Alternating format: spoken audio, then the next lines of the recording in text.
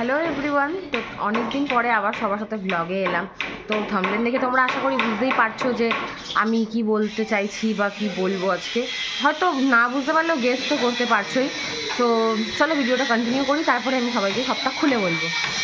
মা, সোনামা, সোনামা, এটা আমার সোনামা।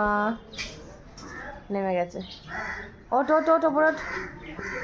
সোনামা মেরি, তুই জানিস তোর নাম মেরি? তুই জানিস? এই পাগলা, এ পাগলা বুড়ি, এদিকে আয়। ওঠ ওঠ ওঠ ওঠ ওঠ ওপরে ওঠ। সবাইকে হাই বল। ওপরে ওঠ, ওপরে ওঠ। মা ওঠ ওঠ। টুকি টুকি,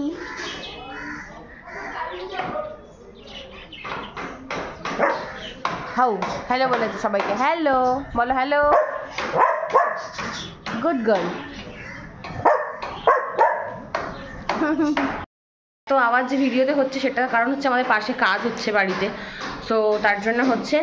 এখন মেন কথা হচ্ছে আমার ফোনে চার্জটা নেই, ফোনটা চার্জ দিয়ে তারপরে আমি দুপুরবেলা সবার সাথে কনফিউশনে বসবো। চা করছে।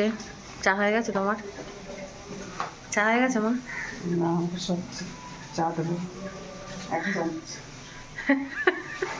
এক চামচ চায়ের রেসিপি দিচ্ছে মা আজকে।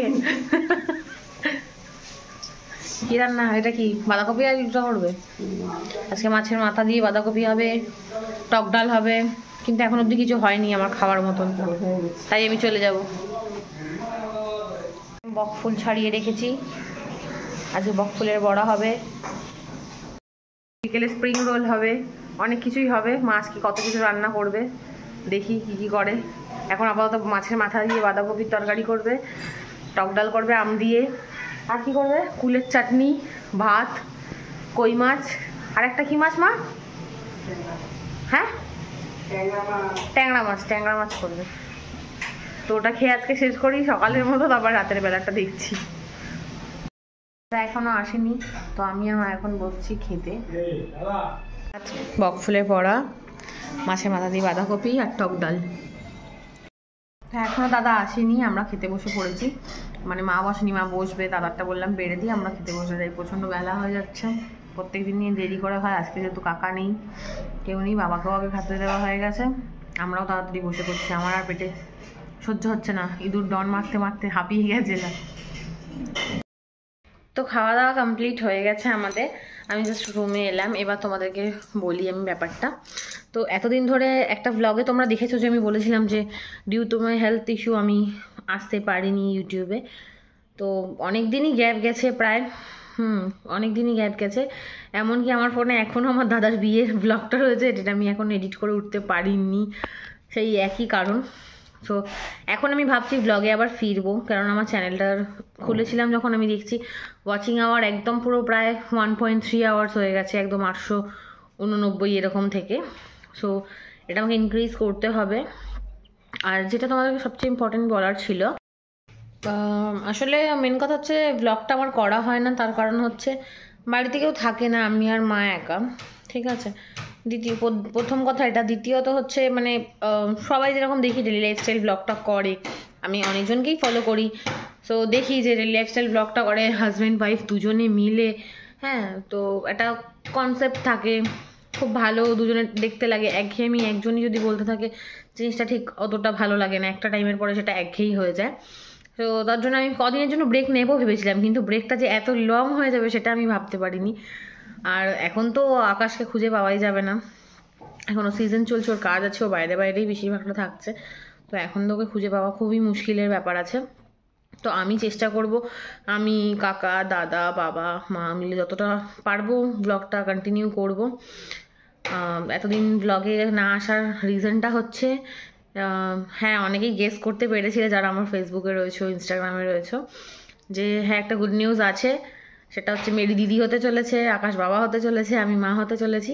তো এতদিন এই জন্যই আমি ভিডিওটা করতে পারছিলাম না, কারণ অনেক কমপ্লিকেশন ছিল, আমার অনেক রেস্টের মানে দরকার ছিল। ডক্টর বলেছিল পুরো বেড রেস্ট থাকতে। বেড রেস্ট থাকার পরেও মানে এরকম হয়ে গেছিলো, খুব লেজিনেস আসছিলো যে আমার করতে ইচ্ছা করছিল না। সো আমি এই জিনিসটাতে আর হাত বাড়াইনি যে আজকে করবো কালকে করবো না, এরকম আমি করতে চাই না।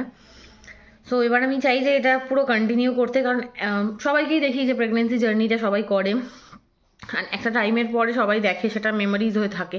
কারণ আমাদের যেমন অনুজা যখন হয়, অনুজার ষষ্ঠী পুজোর ভিডিও, তারপরে মুখে ভাত, এগুলো সব তো দেখি, তো ওটা একটা মেমোরিজ থেকে গেছে যে হ্যাঁ এটা একটা হয়েছিল, এরকম এরকম ব্যাপার।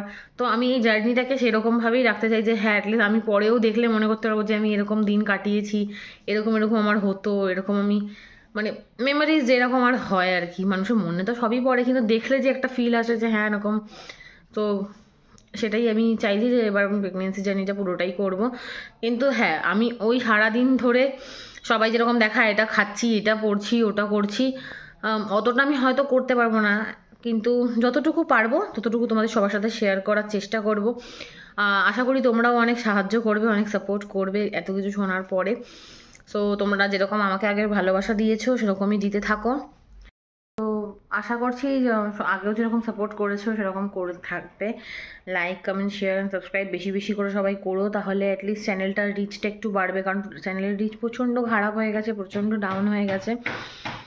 আর আমি এই মেমোরেবল টাইমটা তোমাদের সবার সাথে শেয়ার করতে চাই। সো প্লিজ নেগেটিভ কমেন্টস থেকে দূর থাকুন, যদি ভালো না লাগে ভিডিওটার থেকে দূরে থাকুন তাও বেটার। বাট এই টাইমটাতে অ্যাটলিস্ট আমাকে নেগেটিভিটিটা একদমই এনে দেবেন না। আমি চাইও না নিতে, অনেক নেগেটিভিটি আমি আশেপাশে পাই, আশেপাশে আত্মীয় স্বজনদের মধ্যে অনেকের মধ্যেই পাই, বাট আমি নিতে চাই না। সো আমি আপনাদের থেকেও এটাই এক্সপেক্ট করব যে এটাই যেন আমার সাথে না হয়। তো পজিটিভিটি তোমরা যেরকম আমাকে এতদিন ধরে দিয়ে এসছো, তোমরা সত্যি কথা বলতে এখন অবধি কোনো নেগেটিভিটি পাইনি। সো আমি আগে থেকেই বলে রাখলাম যে এই টাইমটা নেগেটিভ হওয়াটাও উচিত না। So be positive. আমি চাই যে আপনারাও এরকমই পজিটিভ থাকুন, পজিটিভ কমেন্ট যেরকম করেন সেরকম করুন, আর সুস্থ থাকুন, ভালো থাকুন, আর চ্যানেলটাকে অনেক অনেক বেশি ভালোবাসা দিতে থাকুন। তো আজকের ভিডিওটা ছোট করেই করলাম, কাল থেকে আবার আমাদের যেরকম ডেলি লাইফস্টাইল ব্লগ আসে সেরকম আসবে।